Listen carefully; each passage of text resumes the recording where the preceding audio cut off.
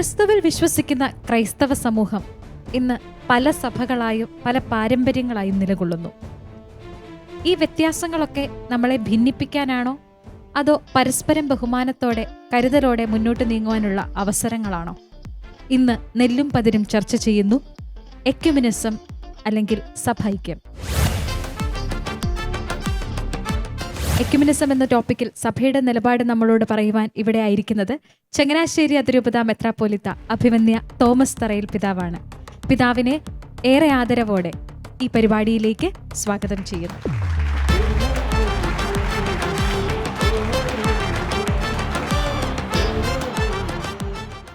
പിതാവെ, നമ്മുടെ സീറോ മലബാർ സഭയുടെ എക്യുമെനിസവുമായിട്ട് ബന്ധപ്പെട്ട സഭാ-ഐക്യ പ്രവർത്തനങ്ങൾക്ക് നേതൃത്വം കൊടുക്കുന്നത് എക്യുമെനിക്കൽ കമ്മീഷനാണ്. ശരിക്കും നമ്മുടെ സഭയിൽ ഈ പ്രവർത്തനങ്ങൾ ഡൗൺവേർഡ് ഫ്ലോയിങ് ആണ്. അതായത് എക്യുമെനിക്കൽ കമ്മീഷൻ്റെ നിർദ്ദേശങ്ങൾക്കനുസരിച്ച് രൂപതകളും അതിനനുസരിച്ച് ഇടവകകളും പ്രവർത്തനങ്ങൾ ക്രമീകരിക്കുകയാണ് ചെയ്യുന്നത്. ശരിക്കും ഇത് തിരിച്ചല്ലേ ചെയ്യേണ്ടത്? അതായത് ഇടവകകളിൽ ഇതിന് കുറച്ചും കൂടി നമ്മൾ സ്വാധീനം ചെലുത്തുക, അതായത് തൊട്ടടുത്തുള്ള ഇടവകകൾ തമ്മിൽ സഹകരണം ഉറപ്പാക്കുക, വിശ്വാസികൾ തമ്മിൽ പ്രാദേശികമായിട്ട് അവർ തമ്മിൽ ഐക്യം ഉറപ്പുവരുത്തുക, അങ്ങനെ സഭകൾ തമ്മിലുള്ള ഐക്യത്തിലേക്ക് വളരുകയല്ലേ ചെയ്യേണ്ടത്? ഇപ്പോൾ നമുക്ക് ക്രിസ്മസ് കാലങ്ങളിൽ ഞാൻ പല എക്യുമെനിക്കൽ കാരൽ സോങ്സ് സിംഗിങ്ങിനൊക്കെ പങ്കെടുത്തിട്ടുണ്ട്. നല്ലൊരു പരിശ്രമമാണത്. ഒരു പ്രദേശത്തെ എല്ലാ പള്ളികളിലെയും ഗായക സംഘങ്ങൾ വന്ന് പാട്ടുകൾ പാടുന്നു. അത് കേൾക്കാനായിട്ട് എല്ലാ സഭകളിലെ ആൾക്കാർ വരുന്നു, ഒരുമിച്ച് കൂടുന്നു. നല്ലൊരു സംരംഭമാണ്. അതുപോലെ ചിലയിടങ്ങളിൽ സംയുക്ത ബൈബിൾ കൺവെൻഷനുകൾ നടത്താറുണ്ട്, ഒരുമിച്ചുള്ള ബൈബിൾ കൺവെൻഷനുകൾ. നമ്മുടെ ഈ പ്രദേശങ്ങളിലൊക്കെ എക്യുമെനിക്കൽ ബൈബിൾ കൺവെൻഷൻസ് ഉണ്ട്. അത്തരത്തിലുള്ള പരിപാടികൾ. പിന്നെ പിതാക്കന്മാരുടെ തലത്തിൽ കുറച്ചുകൂടെ കൂട്ടങ്ങളും കൂട്ടായ്മ സമ്മേളനങ്ങളും എല്ലാം നടക്കുന്നുണ്ട്. ആ രീതിയിലൊക്കെ നമ്മൾ, അതുപോലെ യൂണിറ്റി ഒക്ടേവ് എന്ന് പറഞ്ഞാൽ ജനുവരി 18 മുതൽ 25 വരെയുള്ള ആ ആഴ്ച, അത് സഭൈക്യ വാരം, അത് നമ്മൾ ഓരോ ദിവസവും ഓരോ സഭയുടെ ദേവാലയത്തിൽ ഒരുമിച്ച് കൂടി പ്രാർത്ഥിക്കുന്ന പതിവ്, അതെല്ലാം വളരെ വ്യാപകമായിട്ട് നമ്മുടെ സഭയിലും മറ്റ് സഭകളിലുമെല്ലാം നടത്തുന്നുണ്ട് എക്യുമെനിക്കൽ കമ്മീഷന്റെ നേതൃത്വത്തിൽ. ഇതെല്ലാം നമ്മളെ ഒരു ഭിന്നിപ്പുണ്ടാകാതെ പരസ്പര ബഹുമാനത്തോടെ മുൻപോട്ട് നീങ്ങാനുള്ള ഒരു ലക്ഷ്യമാണോ ഇതിന്റെ? തീർച്ചയായിട്ടും നമ്മളെല്ലാവരും നമ്മുടെ ആ യഥാർത്ഥ ലക്ഷ്യം മറന്നു പോകാതെ അവരെല്ലാവരും ഒന്നാകാൻ വേണ്ടി പ്രാർത്ഥിച്ച കർത്താവിൽ ഉള്ള ആ വിശ്വാസത്തോടു കൂടി അതായിരുന്നു നമ്മുടെ പ്രധാനപ്പെട്ട ലക്ഷ്യമെന്ന് ഓർമ്മിച്ച് മുന്നോട്ട് നടന്നു നീങ്ങാനായിട്ടുള്ള പരിശ്രമങ്ങളാണത്. പിതാവേ, ഇപ്പം നമ്മൾ രാഷ്ട്രീയപരമായിട്ടും സാമൂഹികപരമായിട്ടും സാംസ്കാരികപരമായിട്ടും ഒക്കെ നമ്മൾ നോക്കുകയാണെങ്കിൽ കത്തോലിക്ക സഭകളും മറ്റ് സഭകളും നേരിടുന്ന പ്രശ്നങ്ങളൊക്കെ ഏറെക്കുറെ സെയിം ആണ്. അതായത് ഇപ്പം നമുക്കറിയാം, നമ്മൾ ജീവിക്കുന്ന രാജ്യത്തെന്ന് പറഞ്ഞാൽ മറ്റ് മതസ്ഥരാണ് മഹാഭൂരിപക്ഷം. അപ്പോൾ നമ്മൾ ന്യൂനപക്ഷമായിട്ടിരിക്കുമ്പം നമ്മുടെ ഈ സഭകൾക്കിടയിലെ പല സഭകളുടെ ആ ഒരു വിഭജനം പലപ്പോഴും നമ്മുടെ ശബ്ദം എഫക്റ്റീവായിട്ട് അധികാരികളുടെ അടുത്ത് എത്താതിരിക്കാനായിട്ടൊരു കാരണമാകുന്നില്ലേ? ഉറപ്പായിട്ടും മരീന ഭയങ്കര മിടിക്കുക കേട്ടോ. അതായത് വിഭജിച്ച് നിൽക്കുന്നു എന്നുള്ളത് നമ്മളെ വിഭജിക്കാൻ എളുപ്പമാണെന്നുള്ളതും നമ്മളുടെ പൊതുവായ ആ ഒരു ആവശ്യങ്ങളുടെ മേൽ മുഖം തിരിക്കാനായിട്ട് രാഷ്ട്രീയ നേതൃത്വത്തെ പോലും പലപ്പോഴും പ്രേരിപ്പിക്കുന്നുണ്ട്. നമ്മൾ ഒരുമിച്ച് നിൽക്കുകയില്ല എന്നവർക്കറിയാം. അത് ദൗർഭാഗ്യവശാൽ അങ്ങനെ ആയിപ്പോയി എന്നല്ലാതെ നമുക്കെന്താണ് പറയാൻ പറ്റുക. പക്ഷേ എനിക്ക് പറയാൻ സാധിക്കുന്ന നേതൃത്വത്തിൻ്റെ തലത്തിൽ കുറേയെങ്കിലും പൊതുവായ പ്രശ്നങ്ങളിൽ ഒരുമിച്ച് നിൽക്കാനും ഒരുമിച്ച് ഒരു ശബ്ദമായിട്ട് മാറാനും ഒക്കെയുള്ള പരിശ്രമങ്ങൾ നടത്തുന്നുണ്ട്. പക്ഷെ നമ്മുടെ ഏറ്റവും വലിയൊരു പ്രശ്നം ഇതാണ്, നമ്മൾ 17% ക്രൈസ്തവർ ഇപ്പോഴും കേരളത്തിലുണ്ടെങ്കിലും ഈ 17% ഏതെങ്കിലും ഒരു കാര്യത്തിൽ, പൊതുകാര്യത്തിൽ ഒരുമിച്ച് നിൽക്കുമോ എന്നുള്ള കാര്യത്തിൽ നമുക്ക് അത്ര അങ്ങോട്ട് ഉറപ്പില്ല. അല്ലെങ്കിൽ നമ്മൾ അതുപോലെ എഫർട്ട് എടുത്താൽ ഒരു പക്ഷേ നടക്കുമായിരിക്കാം. അതാണ് ഇപ്പോൾ രാഷ്ട്രീയമായിട്ടൊക്കെ നോക്കുമ്പോഴത്തേക്കും രാഷ്ട്രീയക്കാർക്ക് എപ്പോഴും വോട്ടാണല്ലോ പ്രധാനം. ആ തരത്തിൽ ഒരുമിച്ച് നിന്ന് വോട്ട് ചെയ്യുന്ന ഒരു സമൂഹമായിട്ടൊന്നും നമ്മൾ മാറിയിട്ടില്ല എന്നുള്ളത് വാസ്തവമാണ്. പിതാവേ, അങ്ങനെയെങ്കിൽ ഞാൻ ചോദിക്കുന്നത് ഇതാണ്. പഴയ കാലഘട്ടം മാറി, പുതിയ കാലഘട്ടമാണ്. കമ്മ്യൂണിക്കേഷൻ്റെ സാധ്യതകൾ അനന്തമാണ്. പിതാവ് പറഞ്ഞു വെച്ചിരുന്നു, ഇന്ന് പിതാവ് അത്രയധികം ഭിന്നതകൾ കാണുന്നില്ലെന്ന്. അങ്ങനെയെങ്കിൽ പരസ്പരം സംസാരിച്ച് പല തീരുമാനങ്ങളും ഒന്നിച്ചെടുത്തുകൊണ്ട് ഒന്നുകൂടെ യോജിപ്പിൻ്റെ സാധ്യതകൾ നമുക്ക് മുന്നോട്ട് കൊണ്ടുവന്നുകൂടെ? പ്രത്യേകിച്ച് പൊതുകാര്യങ്ങളിൽ ഒരുമിച്ച് തീരുമാനമെടുത്ത് പോകാനുള്ള പരിസരങ്ങൾ ഇപ്പോൾ തന്നെയുണ്ട്. ഇപ്പോൾ ഇൻ്റർ ചർച്ച് കൗൺസിൽ എന്ന് പറഞ്ഞൊരു സമിതി വർഷത്തിൽ 1-2 പ്രാവശ്യം കൂടുന്നുണ്ട്. നമുക്കിപ്പോൾ എപ്പോഴും സർക്കാരിനോട് ആവശ്യങ്ങളൊന്നും ഉണർത്തിക്കാനായിട്ടില്ലല്ലോ. നമ്മൾ പൊതുവേ നിയമം അനുസരിച്ച് ജീവിക്കുന്ന ഒരു സമൂഹം എന്നുള്ള നിലയിൽ ശാന്തമായിട്ട് പോകാൻ ആഗ്രഹിക്കുന്ന സമൂഹങ്ങളാണ് നമ്മളെല്ലാവരും. എങ്കിലും പൊതുവായ ആവശ്യങ്ങൾ വരുമ്പോൾ ഒരുമിച്ച് കൂടുകയും ഒരുമിച്ച് തന്നെ നിന്ന് നമുക്ക് നമ്മുടെ പൊതു കാര്യങ്ങൾക്കൂടെ ശബ്ദമുയർത്തുകയും ചെയ്യാനായിട്ടുള്ള പരിശ്രമങ്ങൾ ഇപ്പോൾ തന്നെ നടക്കുന്നുണ്ട്. ഇപ്പോൾ JB കോശി കമ്മീഷൻ വന്നു. അപ്പോൾ അതിൽ എല്ലാ സഭകളും തന്നെ വളരെ നല്ലൊരു ഏകോപനത്തോടു കൂടി പ്രവർത്തിച്ചു എന്നാണ് എൻ്റെ ഒരു വിലയിരുത്തൽ. നല്ല രീതിയിൽ എല്ലാവരും തന്നെ അവരവരുടെ ആവശ്യങ്ങൾ ഉണർത്തിക്കാനും ഒരുമിച്ച് നിന്ന് പല കാര്യങ്ങളും പറയാനും എല്ലാം നമുക്ക് സാധിച്ചിട്ടുണ്ട്. നമ്മുടെ തൊട്ട അയൽ ഇടവക മറ്റൊരു സഭയുടെ ഒരു ഇടവകയാണ്. അപ്പോൾ അവിടുത്തെ പ്രദക്ഷിണം വരുമ്പോൾ നമ്മുടെ ഇടവകകളുടെയൊക്കെ മുമ്പിൽ കൂടെ പോകുമ്പോൾ നമുക്ക് അതിനെ ഒന്ന് ആവേശത്തോടെ സ്വീകരിക്കാനും തിരിച്ച് നമ്മുടെ ഇടവകയുടെ പ്രദക്ഷിണം പോകുമ്പം അവർ അതിനൊരു സ്വീകരണം തരുന്നതും ഇതൊക്കെ എക്യുമെനിസത്തിനെ വലിയ രീതിയിൽ പ്രോത്സാഹിപ്പിക്കുന്നതല്ലേ? അപ്പോൾ ഇത്തരം നിർദ്ദേശങ്ങൾ പിതാവിൻ്റെ ഭാഗത്ത് നിന്ന് മുമ്പോട്ടുണ്ടാവുമോ? തീർച്ചയായിട്ടും ഇപ്പോൾ തന്നെ അങ്ങനെയുള്ള സംരംഭങ്ങൾ ഉണ്ടെന്നാണ് ഞാൻ വിശ്വസിക്കുന്നത്. നമ്മളിവിടെ മറ്റു മതസ്ഥരുടെ വരെ ആഘോഷങ്ങളെ സ്വീകരിക്കുന്ന ഒരു രീതി നമുക്കുണ്ട്. നമ്മുടെ ചങ്ങനാശ്ശേരിയിൽ തന്നെ നമുക്കത് കാണാനായിട്ട് സാധിക്കും. ചന്ദനക്കുടവും ചെറപ്പും പെരുന്നാളും എല്ലാം നടക്കുന്ന സമയത്ത് അതെല്ലാം നമ്മൾ ചെയ്യുന്നുണ്ട്. അപ്പോൾ ഉറപ്പായിട്ടും ഇതര സഭകളിലെ തിരുനാളുകളെ അവരെ ഒന്ന് റെസ്പെക്റ്റ് ചെയ്യുക, അവരെ ഒന്ന് ആദരിക്കുക, തീർച്ചയായിട്ടും അത് സാധിക്കുന്നതാണ്. എൻ്റെ വിചാരം പലയിടങ്ങളിലും നമ്മുടെ നിർദ്ദേശമൊന്നും കൂടാതെ തന്നെ പരസ്പരം അങ്ങോട്ടും ഇങ്ങോട്ടും ചെയ്തുകൊണ്ടിരിക്കുന്ന കാര്യങ്ങളാണെന്നാണ്. പിതാവ്, സഭകൾ ഇപ്പോഴും വ്യത്യസ്തമായിട്ടുള്ള സഭകളുണ്ടല്ലോ. എങ്കിൽ പോലും ദരിദ്രരോടുള്ള സേവനത്തിലും അല്ലെങ്കിൽ മനുഷ്യ സ്നേഹത്തിലും ക്രൈസ്തവർ ഒന്നായി പ്രവർത്തിക്കുന്നു എന്നുള്ളത് ഒരു ഐക്യത്തിൻ്റെ തുടക്കമാവാൻ സാധ്യതയുണ്ടോ? അല്ല, നമ്മൾ ഒരുമിച്ച് പ്രവർത്തിക്കുന്നുണ്ടല്ലോ. നമ്മളിതെല്ലാം ആ ലക്ഷ്യം വെച്ചുകൊണ്ട് പ്രവർത്തിക്കുന്നു. നമ്മളെല്ലാവരും കൂടെ ഒരുമിച്ച് നിന്നൊരു പ്രസ്ഥാനം നടത്തുന്നതും ഒരേ ലക്ഷ്യത്തിന് വേണ്ടി പല പ്രസ്ഥാനങ്ങൾ നടത്തുന്നതും കുഴപ്പമുള്ള കാര്യമൊന്നുമല്ല.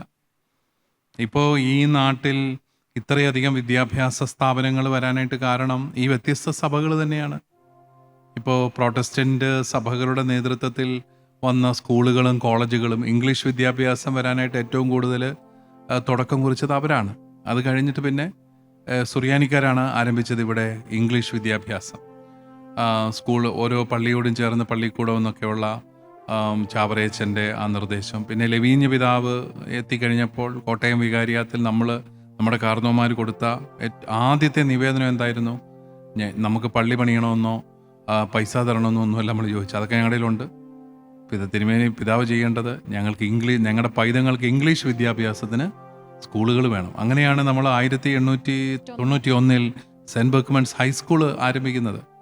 അപ്പോൾ പിന്നീട് അത് കോളേജ് ആക്കണമെന്നായിരുന്നു പിതാവിൻ്റെ ആഗ്രഹം. പക്ഷേ അത് പിന്നെ തുടർന്ന് അതിൻ്റെ കണ്ടിന്യൂവേഷൻ കിട്ടിയില്ല. പിന്നീടാണ് 1922 SB കോളേജ് ആരംഭിക്കുന്നത്. പക്ഷേ CMS കോളേജ് അതിനൊക്കെ വളരെ മുമ്പ് തന്നെ ആരംഭിച്ചിരുന്നു. തൃശ്ശൂർ സെൻറ്റ് തോമസ് കോളേജ് ആരംഭിച്ചിരുന്നു.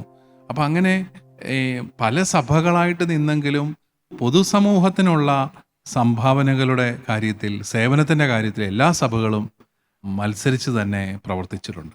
ഇപ്പം നമ്മളൊക്കെ അന്ന് കോളേജ് തുടങ്ങിയതും സ്കൂൾ തുടങ്ങിയതും ഗവൺമെൻറ്റിൽ നിന്ന് എന്തെങ്കിലും കിട്ടുമെന്നൊന്നും പ്രതീക്ഷിച്ചൊന്നുമല്ല. ഈ നാട്ടിലെ ജനങ്ങൾക്ക് വിദ്യാഭ്യാസം കൊടുക്കണം, അത്രയേ ഉണ്ടായിരുന്നുള്ളൂ.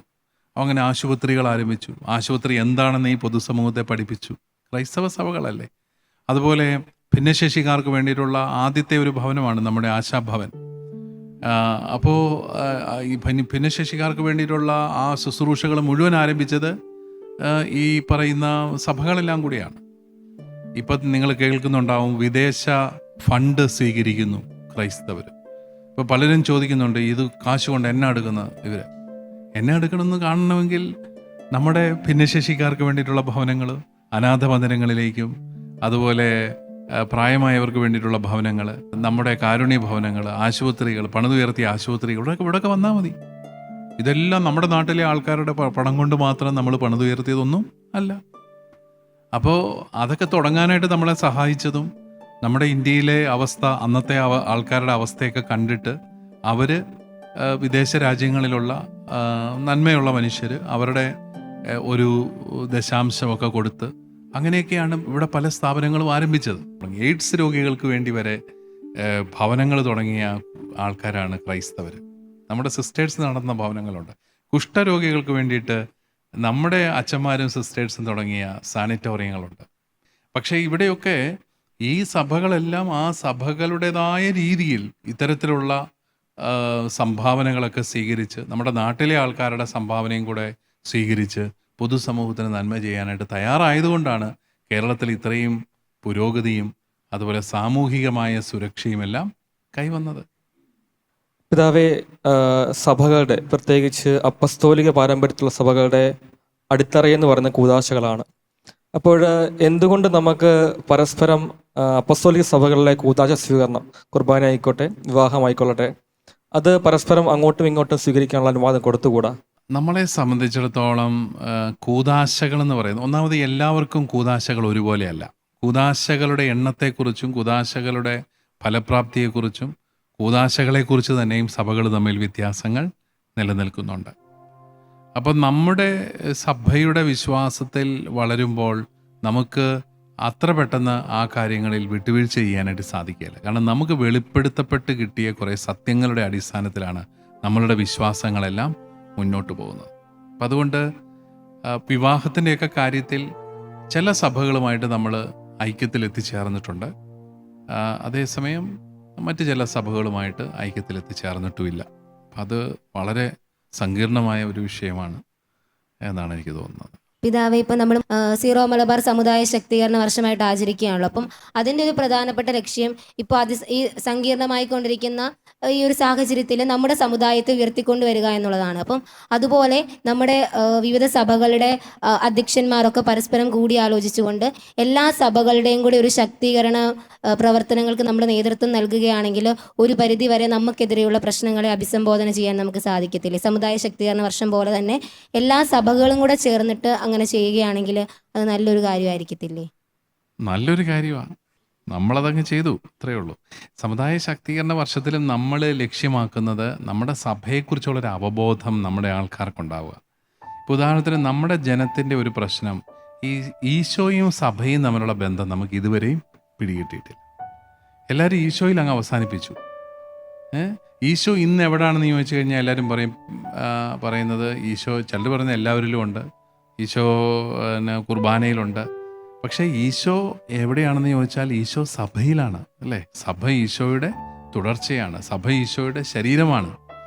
അപ്പോൾ ആ ഒരു ചിന്തയില്ലാതെയാണ് പലപ്പോഴും പല അഭിപ്രായങ്ങളും വരുന്നത്. സഭയെന്ന് പറയുന്ന ഒരു മാനുഷിക സംഘടന പിന്നീട് അങ്ങാണ്ട് കൂട്ടിയതാണ്. മാർപ്പാപ്പയാണ് അതിൻ്റെ തലവൻ, മെത്രാന്മാർ, അച്ഛന്മാർ, ഞങ്ങൾ എന്നൊക്കെയുള്ള രീതിയിൽ ഒരു മാനുഷിക കൂട്ടായ്മ മാത്രമായിട്ട് സഭയെ കാണുകയാണ്. അത് മാറി ഈശോയുടെ തുടർച്ചയാണ് സഭയെന്നുള്ളൊരു നിലയിൽ സഭയോട് ഇച്ചിരി അടുപ്പവും സ്നേഹവും ഉണ്ടാവുക, അത് വളരെ അത്യാവശ്യമാണ്. പിന്നെ നമ്മുടെ ആൾക്കാരുടെ ഒരു പ്രത്യേകത, സഭയെ കുറ്റം പറയാനായിട്ടിരുന്നാൽ എന്തേരവാ പറയും, നമ്മുടെ ആൾക്കാരെ പറയുന്നത്. എന്നാൽ ഈ സഭയുടെ പ്രവർത്തനങ്ങളുടെ മുഴുവൻ ഫലവും അനുഭവിച്ചത് നമ്മുടെ ജനമാണ്. എന്ത് കിട്ടി എന്നുള്ളത് ചോദിച്ച് നടക്കുന്ന ഒരു രീതി. അതേസമയം സഭയെന്ന് പറയുന്നത് നമ്മളാണ് ഈ സഭയെ വളർത്തേണ്ടത്. അതുപോലെ നമ്മുടെ കോളേജുകളിലും സ്കൂളുകളിലും പഠിക്കുന്ന കുട്ടികൾക്ക് ആ കോളേജിനോടും സ്കൂളിനോടും ഒരു സ്നേഹമുണ്ടോ എന്നൊക്കെ ചോദിച്ചു കഴിഞ്ഞാൽ അതും ഒരു ചോദ്യമാണ്. എന്നാൽ ഇത് എൻ്റെ സഭയുടെ ഒരു സ്ഥാപനമാണ്, ഇത് നിലനിൽക്കേണ്ടത് എൻ്റെ കൂടി ആവശ്യമാണ്, അതിൻ്റെ മൂല്യങ്ങൾ എൻ്റെ മൂല്യങ്ങൾ കൂടിയാണ്. അങ്ങനെ ഒരു ചിന്തയൊന്നും നമ്മുടെ പിള്ളേർക്കൊന്നും വരുന്നില്ല. അവിടെയാണ് സമുദായ ശാക്തീകരണ വർഷത്തിൻ്റെ പ്രസക്തി. സഭയോടുള്ള ഒരു സ്നേഹം വളർത്തിയെടുക്കുക, അത് വളരെ അത്യാവശ്യമായിട്ടുള്ളൊരു കാര്യമാണ്. നമ്മൾ ഒത്തിരി സ്വാർത്ഥതയുടെ തലത്തിൽ നമ്മളങ്ങ് മുന്നോട്ട് പോവുക. എനിക്ക് എൻ്റെ കാര്യം ഇത്രയൊക്കെ ഉള്ളൂ. സഭ എൻ്റെ കാര്യങ്ങൾക്ക് ഗുണം ഉണ്ടാകുന്നിടത്തോളം കാലം സഭ കൊള്ളാം, എൻ്റെ ലക്ഷ്യങ്ങളൊക്കെ സാധിക്കുന്നിടത്തോളം സഭ കൊള്ളാം, അല്ലെങ്കിൽ സഭ കൊണ്ട് വലിയ കാര്യമൊന്നുമില്ല എന്നുള്ളൊരു തലത്തിലേക്ക് അങ്ങ് പോവുകയാണ്. അതേസമയം ഒന്ന് ഓർത്ത് നോക്കി, ഇത്രയും വൈദികർ, ഇത്രയും സിസ്റ്റേഴ്സ്, ഇവരുടെ എല്ലാ അധ്വാനത്തിൻ്റെ 60% കിട്ടിയിരിക്കുന്നത് നമ്മുടെ കൊച്ചു കമ്മ്യൂണിറ്റിയാണ്. ഈ കൊച്ചു കമ്മ്യൂണിറ്റിക്ക് വേണ്ടിയിട്ടാണ് ഇവരെല്ലാം ജീവിച്ച് മരിച്ചു പോയത്. പക്ഷെ അതൊക്കെ ഒരു കൃതജ്ഞതയോടുകൂടി ഓർക്കുന്ന എത്ര പേരുണ്ടെന്ന് എനിക്ക് സംശയമാണ്. പിതാവേ, കേരള കത്തോലിക്ക സഭയിൽ 3 വ്യക്തിസഭകളുണ്ടല്ലോ: സീറോ മലബാർ, സീറോ മലങ്കര, ലത്തീൻ. ഇത് കൂടാതെ വേറെ സഭകളും ഉണ്ട്. അപ്പോൾ ഈ സഭകളെല്ലാം കൂടെ ഒരൊറ്റ ക്രൈസ്തവ സമൂഹമായി മുന്നോട്ട് പോകാൻ സാധിക്കുമെന്ന് പിതാവിന് തോന്നുന്നുണ്ടോ? അതൊരു വലിയ ചോദ്യം കേട്ടോ. എത്ര സഭകളുണ്ടെന്ന് പരിശുദ്ധാത്മാവിന് പോലും കൃത്യമായിട്ട് അറിയത്തില്ല എന്നൊക്കെ പറയാറുണ്ട്. കർത്താവ് യേശു മിശിഹ പ്രാർത്ഥിച്ചത് അവരെല്ലാവരും ഒന്നാകാൻ വേണ്ടിയാണെങ്കിലും കർത്താവിൻ്റെ ശിഷ്യന്മാർ നൂറ്റാണ്ടുകളിലൂടെ വന്നപ്പോൾ പലതായിപ്പോയി. നമ്മളെല്ലാ സഭകളും കൂടെ ഒരു സഭയായില്ലെങ്കിലും നമുക്ക് ഒരേ ലക്ഷ്യത്തിന് വേണ്ടിയിട്ട് പ്രവർത്തിക്കാനായിട്ട് സാധിക്കും. ദൈവരാജ്യം എന്ന ലക്ഷ്യത്തിന് വേണ്ടിയിട്ട്, അതുപോലെ ആത്മാക്കളുടെ രക്ഷ എന്ന ലക്ഷ്യത്തിന് വേണ്ടിയിട്ട് പ്രവർത്തിക്കാനായിട്ട് സാധിക്കും. അതിനു വേണ്ടിയിട്ടാണ് ഇന്ന് എക്യുമെനിക്കൽ പ്രസ്ഥാനങ്ങളെല്ലാം തന്നെ ശ്രമിക്കുന്നത്. നമുക്കറിയാം, ഈ നമ്മുടെ സഭ എന്ന് പറയുന്നത് തന്നെ സഭകളുടെ ഒരു കൂട്ടായ്മയാണ്.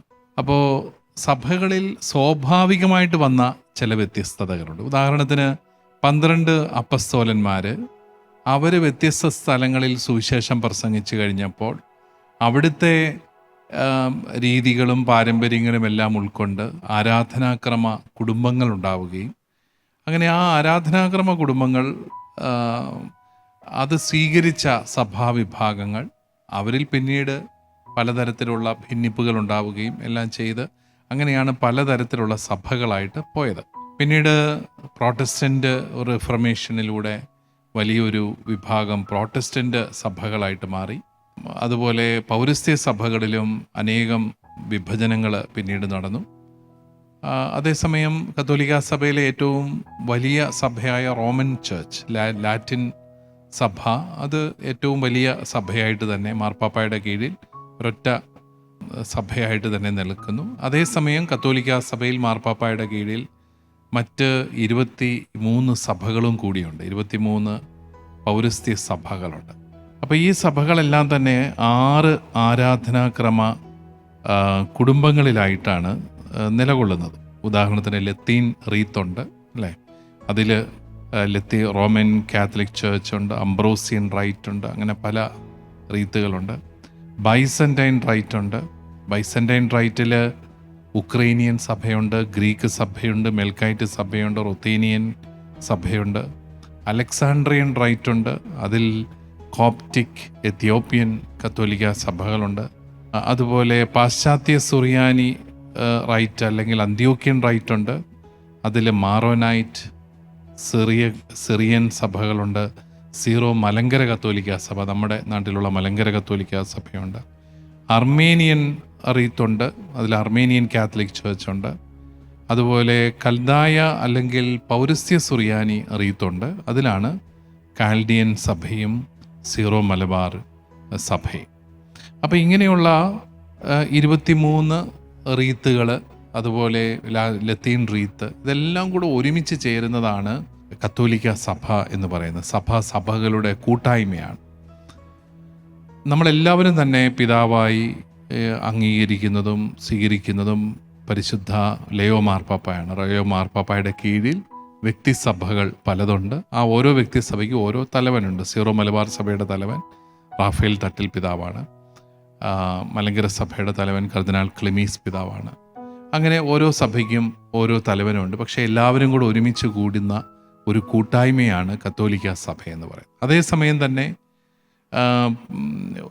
ഈ സഭകളിൽ മറ്റകത്തോലിക്ക വിഭാഗങ്ങളും ഉണ്ട്. ഇതെല്ലാം ചരിത്രത്തിൻ്റെ ഗതിവിഗതികളിൽ പിരിഞ്ഞു പോയതാണ്. നമ്മുടെ ഒന്നും ഓർമ്മയിൽ അങ്ങനെ വലിയ സഭകളിൽ വിഭജനമൊന്നും നടന്നിട്ടില്ല, ഈ കഴിഞ്ഞ കാലങ്ങളിലൊന്നും നടന്നിട്ടില്ല. പക്ഷേ പണ്ട് കാലത്ത് പല നൂറ്റാണ്ടുകൾക്കൊക്കെ മുമ്പ് പലതരത്തിലുള്ള വിഭജനങ്ങൾ നടന്നു പോയിട്ടുണ്ട്. അത് ദൗർഭാഗ്യകരമാണ്. ഒരുപക്ഷെ ഇന്നത്തെ പോലെയുള്ള സമ്പർക്ക മാധ്യമങ്ങളൊക്കെ അന്നും ഉണ്ടായിരിക്കുകയും ഇന്നത്തെ പോലുള്ള ഡയലോഗിനും ഒക്കെയുള്ള സംവിധാനങ്ങൾ അന്നുണ്ടായിരിക്കുകയൊക്കെ ചെയ്തിരുന്നെങ്കിൽ ഒരുപക്ഷെ ഇത്രയും വിഭജനങ്ങൾ നടക്കില്ലായിരുന്നു എന്നാണ് എൻ്റെ ഒരു വിശ്വാസം. പണ്ട് കാലത്ത് പല കാര്യങ്ങളും ശരിയായിട്ട് കമ്മ്യൂണിക്കേറ്റ് ചെയ്യാൻ പോലും പറ്റിയിട്ടുണ്ടാവില്ല. പല വിഷയങ്ങളിലുമുള്ള തർക്കങ്ങൾ വന്നപ്പം അതെന്താണെന്ന് മനസ്സിലാക്കാൻ സാധിച്ചിരുന്നില്ല. ഇപ്പോൾ നമ്മൾ നെസ്തോറിയനിസം എന്ന് പറയുന്ന ഒരു പാഷണ്ഡത ഇപ്പോൾ പഠിച്ചു കഴിയുമ്പോൾ പറയുന്നത് നെസ്തോറിയസ് എന്ന് പറയുന്ന മെത്രാൻ നെസ്തോറിയൻ അല്ലായിരുന്നു എന്നാണ്. അദ്ദേഹത്തിൻ്റെ പേരിലാണ് ഈ പാഷണ്ഡത അറിയപ്പെടുന്നതെങ്കിലും പഠിച്ചു കഴിഞ്ഞപ്പോൾ അദ്ദേഹം ഒരിക്കലും അങ്ങനെ ഒരു കാര്യം പഠിപ്പിച്ചിട്ടില്ല എന്നാണ് പറഞ്ഞത്. അപ്പോൾ പിന്നെ വേറെ ആരാണ് പഠിപ്പിച്ചതെന്നുള്ളൊരു ചോദ്യം അപ്പോൾ ഇങ്ങനെയൊക്കെയുള്ള കാര്യങ്ങൾ, കൂടുതൽ പഠനവും കൂടുതൽ സംഭാഷണമൊക്കെ ഉണ്ടായിരുന്നെങ്കിൽ ഒരുപക്ഷെ ഇത്രയും വിഭജനങ്ങൾ സഭയിൽ ഉണ്ടാകുമായിരുന്നില്ല. പക്ഷേ ദൗർഭാഗ്യവശാൽ അങ്ങനെ ഉണ്ടായി. എങ്കിലും എനിക്ക് തോന്നുന്നു അത് വലിയൊരു കുറവായിട്ട് നമുക്ക് ഫീൽ ചെയ്യുന്നില്ല. ഇപ്പോൾ തന്നെ കേരളത്തിൽ പല സഭകളുണ്ടെങ്കിലും നമുക്ക് എല്ലാ സഭകൾക്കും വേണ്ടിയിട്ടുള്ള ഫോറങ്ങളുണ്ട്. ഇൻ്റർ ചർച്ച് കൗൺസിൽ കേരളത്തിലെ എല്ലാ ക്രൈസ്തവ സഭകളും കൂടെ ഒരുമിച്ച്, നമ്മുടെ അഭിമന്യ പൗത്തിൽ പിതാവ് ആരംഭിച്ചതാണ്. അതുപോലെ കേരള കൗൺസിൽ ഓഫ് ചേർച്ചസ് ഉണ്ട്. അതുപോലെ പല സമിതികളുണ്ട് ഒരുമിച്ച്. കേരളത്തിലെ 3 റീത്തുകൾക്ക് വേണ്ടി കേരള കാത്തലിക് ബിഷപ്സ് കോൺഫറൻസ് ഉണ്ട്, KCBC ഉണ്ട്. അപ്പോൾ ഇങ്ങനെ സഭകളെ ഏകോപിപ്പിക്കുന്ന സമിതികളും ഒക്കെയുണ്ട്. അതുപോലെ കത്തോലിക്ക സഭയ്ക്കും മറ്റകത്തോലിക്ക സഭകൾക്കും തമ്മിൽ ചെറിയ ചില കാര്യങ്ങളിലെങ്കിലും എഗ്രിമെൻറ്റുകളുണ്ട്. ഉദാഹരണത്തിന് വിവാഹത്തിൻ്റെ കാര്യത്തിൽ യാക്കോബായ സഭയും കത്തോലിക്ക സഭയും തമ്മിൽ എഗ്രിമെൻ്റ് ഉണ്ട്. ഇങ്ങനെയൊക്കെ നമ്മൾ ചരിത്രത്തിൻ്റെ ഗതിവിഗതികളിൽ പലതായി പോയെങ്കിലും ഒരുമിച്ച് നീങ്ങാനുള്ള പരിശ്രമങ്ങൾ കേരളത്തിലെ സഭയിൽ പ്രത്യേകമായിട്ടുണ്ടാകുന്നുണ്ട്, ആഗോള സഭയിലും ഉണ്ടാകുന്നുണ്ട്. അതുകൊണ്ട് എല്ലാം കൂടെ ഒരുമിച്ച് ഒരു സഭയായില്ലെങ്കിലും ഒരേ ലക്ഷ്യത്തിന് വേണ്ടിയിട്ട് ഒരുമിച്ച് നീങ്ങുന്ന സഭകളായിട്ട് നിലനിൽക്കാൻ സാധിക്കുമെന്നാണ് എൻ്റെ പ്രതീക്ഷ. പിതാവേ, ഈ ക്രിസ്തീയ ഐക്യം എല്ലാ സഭകളും ആഗ്രഹിക്കുന്നുണ്ടെങ്കിലും യഥാർത്ഥത്തിൽ ഒരു വിഭാഗീയ ചിന്തയല്ലേ വർദ്ധിച്ചു വരുന്നത്. ഇപ്പോൾ ഈ താഴെ തട്ടിലേക്ക് നോക്കുവാണെങ്കിൽ ഈ വ്യത്യസ്ത സഭകളിലെ വിശ്വാസികൾ തമ്മിൽ അങ്ങനെ ഒരു ഐക്യമില്ല. ഇപ്പോൾ നമ്മളിപ്പോൾ ഒരു സോഷ്യൽ മീഡിയയിലൊക്കെ നോക്കുവാണെങ്കിലും ഏതെങ്കിലും ഒരു സഭയിലുള്ളൊരു വ്യക്തി അവരുടെ സഭയിൽ എന്തെങ്കിലും ഒരു നല്ല കാര്യം പോസ്റ്റ് ചെയ്യുവാണെങ്കിൽ ഉടനെ അതിൻ്റെ അടിയിൽ കമൻറ്റിൽ നമുക്ക് കാണുന്നത് കൂടുതലും മറ്റ് സഭയിലുള്ളവർ അല്ല, അതിനേക്കാളും നല്ലത് ഞങ്ങളുടേതാണ്, നിങ്ങളുടേത് മോശമാണ്, അങ്ങനെ ഒരു കൂട്ടരെ താത്തി കാണിക്കാനും ഞങ്ങളുടേതാണ് നല്ലതെന്നും കാണിക്കാനുള്ള ഒരു ശ്രമം നമുക്ക് സോഷ്യൽ മീഡിയയിൽ ശ്രദ്ധിക്കുമ്പോൾ മനസ്സിലാവും. അപ്പോൾ ഈ താഴെ തട്ടുള്ള വിശ്വാസികൾ തമ്മിൽ അങ്ങനെ ഒരു ഐക്യം നടക്കുന്നില്ല എങ്കിൽ ഈ എക്യുമെനിസത്തിൻ്റെ ഒരു ഉദ്ദേശം അടുത്ത കാലത്തെങ്ങാനും പ്രാവർത്തികമാകുമെന്ന് പിതാവിന് തോന്നുന്നുണ്ടോ? അല്ല, എക്യുമെനിസത്തിൻ്റെ ലക്ഷ്യങ്ങൾ പ്രാവർത്തികമാകുന്നുണ്ട്. പല കാര്യങ്ങളിലും നമുക്ക് ഒരുമിച്ച് നിൽക്കാൻ സാധിക്കുന്നുണ്ട്. പൊതുക്കാര്യങ്ങളിൽ ഐക്യത്തോടു കൂടി മുന്നോട്ട് പോകാനായിട്ടും ഒക്കെ സഭകൾക്ക് സാധിക്കുന്നുണ്ട്. ഓരോ സഭയിലെ അംഗങ്ങൾക്ക് അവരവരുടെ സഭയെക്കുറിച്ച് അഭിമാനബോധം ഉണ്ടാകുന്നതിൽ തെറ്റില്ല. മനസ്സിലായില്ലേ? I am proud of my church. എൻ്റെ സഭയെക്കുറിച്ച് അഭിമാനബോധം എനിക്കുണ്ട്, അതിനകത്ത് കുഴപ്പമില്ല. പക്ഷെ മറ്റൊരു സഭയെ ഇകഴ്ത്താൻ പോകാതിരുന്നാൽ മതി, ഞങ്ങളാണ് മെച്ചം എന്നൊക്കെ പറഞ്ഞ് അവരെ വെല്ലുവിളിക്കാനൊക്കെ പോകാതിരുന്നാൽ മതി. അതൊരിക്കലും ക്രൈസ്തവമല്ല.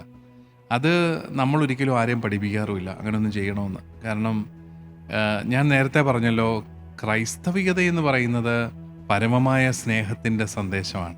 ആ സ്നേഹത്തിന് വിരുദ്ധമായിട്ട് ആരെന്ത് ചെയ്താലും അതിനെ നമുക്കൊരിക്കലും അംഗീകരിക്കാനായിട്ട് സാധിക്കുകയില്ല. അപ്പോൾ സഭകൾ തമ്മിൽ വേർതിരിവോ അല്ലെങ്കിൽ വ്യത്യാസങ്ങളോ ഉണ്ടെന്നും പറഞ്ഞുകൊണ്ട് സഭകൾ തമ്മിൽ വിദ്വേഷമുള്ളതായിട്ടൊന്നും ആരും പറഞ്ഞു കേട്ടിട്ടില്ല. മീൻസ് അങ്ങനെ ഒരു വിദ്വേഷത്തിൻ്റെ തലത്തിലേക്കൊന്നും പോയിട്ടില്ല. നമ്മുടെ അനുഭവം തീർച്ചയായിട്ടും അതാണ്.